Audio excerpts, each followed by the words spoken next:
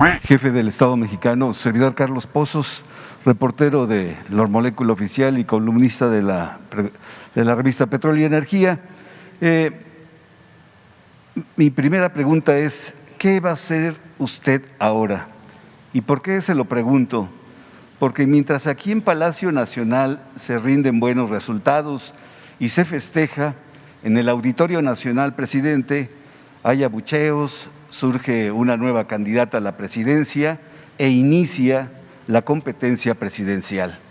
Usted es el fundador de Morena y tiene en puerta en 25 días la consulta ciudadana, el 1 de agosto, y la revocación de mandato en marzo del próximo año. El tiempo apremia. Se necesita la participación del Movimiento Regeneración Nacional. Reitero, presidente, ¿qué va a hacer usted con Morena? Bueno, miren, yo he sido muy respetuoso de Morena, porque también ya no es como antes, es de los cambios que se están llevando a cabo. Antes el presidente era también el jefe del partido gobernante. O sea, eran las dos cosas. Bueno, era mucho más, porque era también el jefe del Poder Judicial y del Poder Legislativo y desde luego del partido en el gobierno. Ahora no. Yo he sido respetuoso de las decisiones que toman en Morena, como también he sido respetuoso de las decisiones que toman en otros partidos, porque no me corresponde. Yo tengo la tarea de gobernar para todos. Y si me meto en esto del cuestionamiento al bloque reaccionario, conservador, corrupto, es porque abiertamente ellos se propusieron frenar el proceso de transformación por el cual llegué a la presidencia.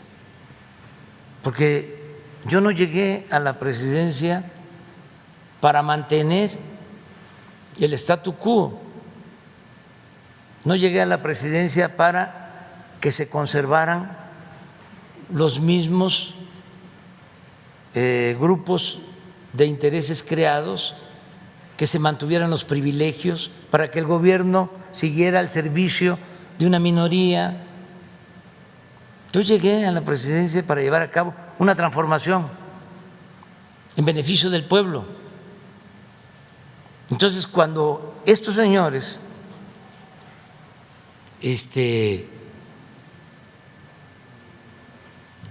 se sinceran, para decirlo elegantemente, y dicen, vamos a unirnos todos en contra del dictador, del comunista, porque si no le quitamos la Cámara, nos va a quitar el país. Y en el fondo su propósito pues es dejar sin presupuesto a los pobres, a la gente más necesitada, que es la función básica de un gobierno democrático: atender a todos, escuchar a todos, pero darle preferencia a quien más lo necesita. Eso les molesta. Por eso hablo de que son clasistas y son racistas. Y desde luego partidarios de la discriminación. Entonces, cuando ya se trata de eso, no es que yo utilizara dinero del presupuesto para ver, vamos a apoyar a Morena. No, que también en eso hay un cambio. No hubieron elecciones de Estado, como le hacían antes. pero hasta hace poco los reunía el presidente a los secretarios del gobierno. A ver, al doctor Narro se va de delegado al Estado de México. Ahí va. Lamentablemente el doctor Narro, que era secretario de Salud, antes rector de la UNAM, como matraquero del PRI, faltándole el respeto al doctor Narro y también él faltándose el respeto. Y así a todos los comisionaban. Bueno, eso no sucedió ahora. No se usó el dinero del presupuesto, se cumplió con la veda electoral. No fui a hacer campaña por nadie. Y lo mismo en el caso de Morena. Entonces, ¿qué tienen que hacer? Pues darle continuidad al movimiento y ser consecuentes y devolverle al pueblo pues la bondad que el pueblo ha ofrecido a Morena. ¿Y qué es lo mejor? Hacer a un lado la politiquería, no pensar en los cargos, tener ideales, tener principios, luchar por una causa justa, ser humanista. Eso es ser político. Dice, hay muchas definiciones de política: es el arte y la ciencia de gobernar, la política es negociación, la política se inventó para evitar la guerra. La definición que más me gusta es: la política es hacer historia, y para eso hay que transformar y tener altura de miras. No estar pensando, a ver, ¿cómo me voy a colar?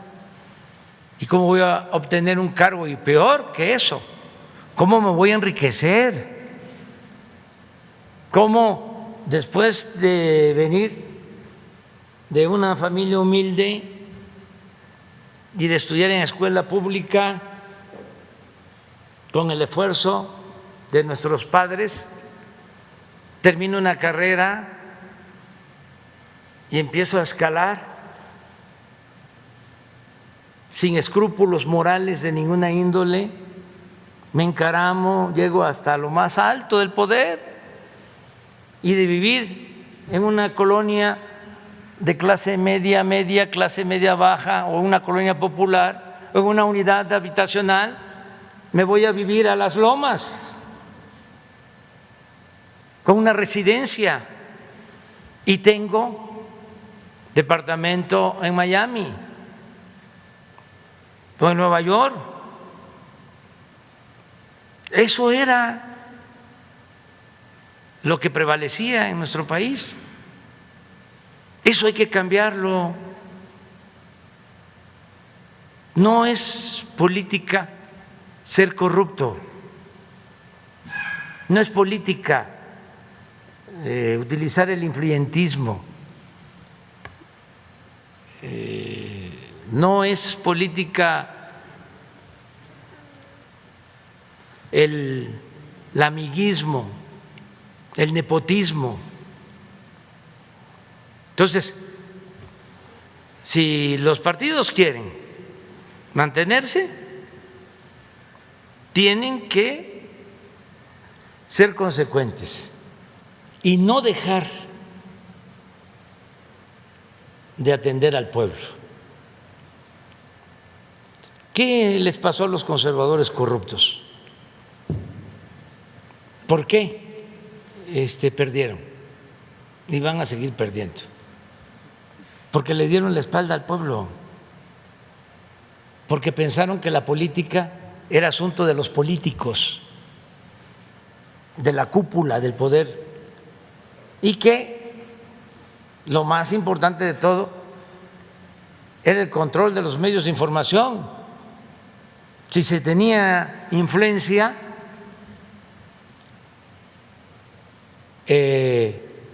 con los medios, se podía sacar de la nada a una persona y convertirla en una figura pública famosa con muchas virtudes, como cuando se introduce un producto chatarra al mercado con publicidad. Pues eso ya no funciona. Ya entre menos se trabaje con la gente, menos posibilidad hay de salir adelante con el noble oficio de la política. No es despreciar la política, porque la política es tan limpia que ni los más sucios políticos han podido mancharla. Es un oficio noble, humano, pero no tiene nada que ver con las relaciones públicas o solo con las relaciones públicas o con el discurso, con la publicidad, con el colarse, con ser lambiscón, barbero. No, es trabajar para el pueblo sinceramente, con convicciones, con ideales, con principios. Un partido que no tiene esos objetivos, que no tiene esos ideales, en donde el pueblo no cuenta, no tiene ninguna posibilidad de desarrollarse, de crecer. Entonces, aquí no hay más que el pueblo. ¿Saben por qué aguantamos nosotros toda la andanada, toda esta guerra sucia? Porque estamos apoyados por el pueblo. Derrocaron a Madero y lo asesinaron los conservadores y la prensa vendida de ese entonces o alquilada, y los intelectuales orgánicos de entonces que se aliaron incluso con el embajador de Estados Unidos, el peor embajador que ha tenido Estados Unidos en México en toda la historia.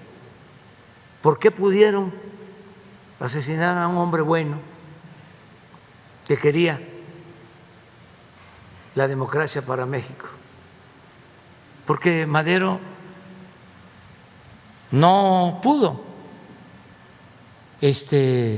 apoyarse en el pueblo. Si se hubiese puesto de acuerdo con Zapata, a lo mejor, y no era fácil, de todas maneras, se hubiese mantenido.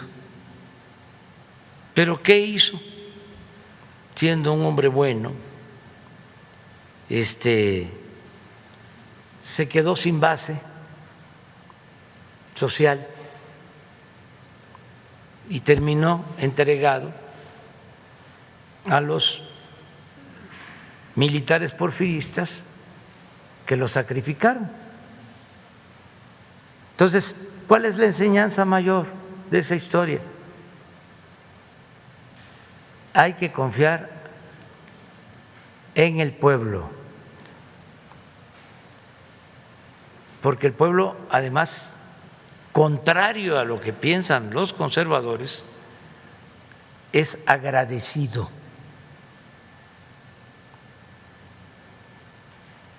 es lo más noble que hay, la gente humilde. Entonces, nosotros vamos a seguir igual.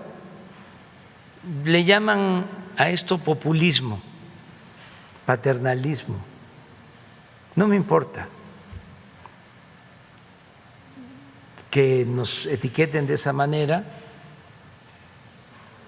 porque es un cuento. Es pues una simulación, un engaño. Lo que le dan a los de arriba le llaman fomento o rescate, y lo que se le da a los pobres, por cierto, poco, le llaman populismo, paternalismo. Entonces, no. Y también en política no se puede quedar bien con todos. En política hay que representar algo y a alguien y no andar zigzagueando, es anclarse. Es decir, esto es lo que nosotros defendemos, y eso tiene que ver con la democracia y desde luego con la justicia, pero también con la libertad. En lo que se han equivocado también nuestros adversarios en México es de que querían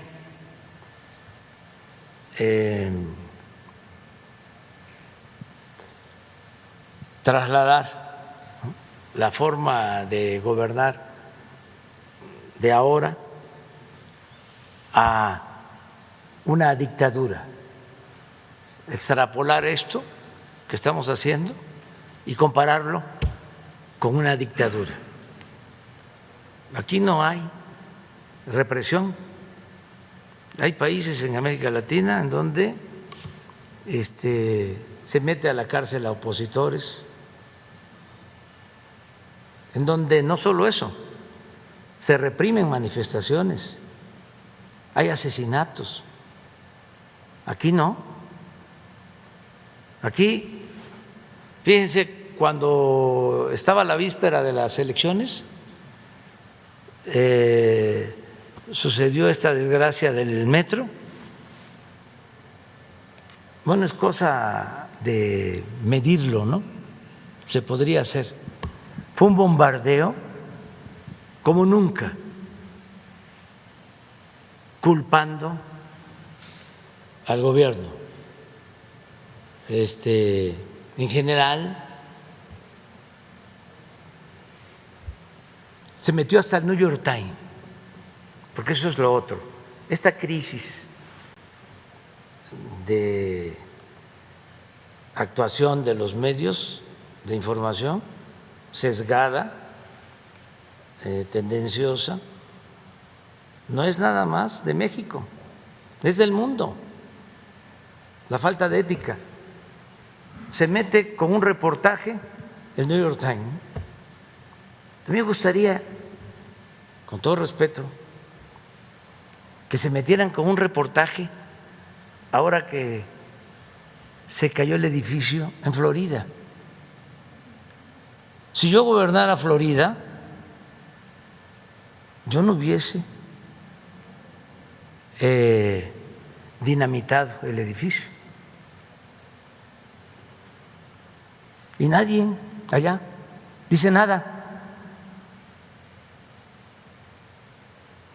No, es un asunto nada más técnico, es un asunto humano. ¿Cómo? Se rescatan 25 cuerpos, pero se declaran desaparecidos 120. Y ayer se dinamita el edificio. ¿Qué no se pudo esperar? ¿Hacer todo? ¿Que se iba a caer? ¿Y por qué no lo apuntalaron? ¿No se podía? Y la actitud de los medios en Estados Unidos sobre esto y en el mundo. A eso me refiero cuando hablo de que es necesaria una revisión a fondo para que el periodismo sea lo más profesional posible, lo más cercano que se pueda a la gente y lo más distante al poder, esté quien esté en el poder y sea del país que sea. Pero ese es un tema. O ustedes imaginen si nos pasa eso en México y la jefa de gobierno, un gobernador, desde luego con el visto bueno del presidente, dinamita el edificio con 120 desaparecidos.